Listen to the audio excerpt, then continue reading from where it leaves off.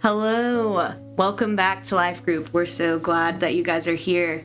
We had so much fun at United Night with you guys. We're so happy that we got to come together as a group. We got to have fun. We got to worship together. We got to learn about the Lord together.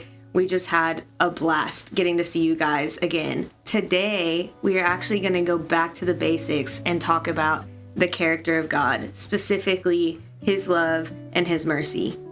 So when I was digging into the characteristics of God, specifically love, a couple of the passages that stuck out to me were John 3:16, where it talks about God giving Jesus for us, and 1 John 4:16, which says, "And so we know and rely on the love God has for us. God is love.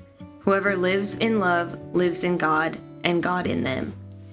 And also in Exodus 34:5-6, where the Lord came down in a cloud and stood before Moses and proclaimed that He is compassionate, graceful, slow to anger, abounding in love and faithfulness.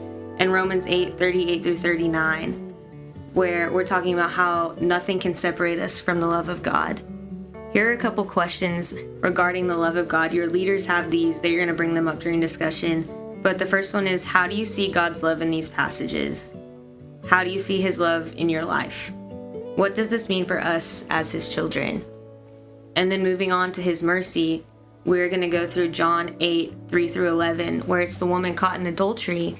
And instead of condemning and judging the woman, Jesus says that she is full of grace and that she can go out and sin no more and that she's forgiven. And in Romans 3:22-26, it's just talking about how we all fall short of the glory of God because we're sinful people, but that He gives us this grace and mercy and forgiveness to live with Him, and that He loves us despite what we do every day.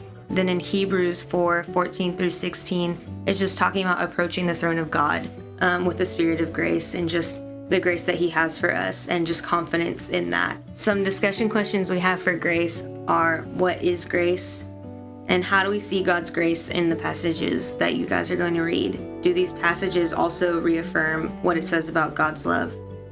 How does God's grace change our lives? So we're just getting back to the basics today about who God is, what is His character, and who is He to us. And so we just hope that you guys have a super rich discussion, that a lot of good questions are asked, that you guys get to learn a lot about who God is. And we cannot wait to have you guys all back together again on our next United Night on November 15th.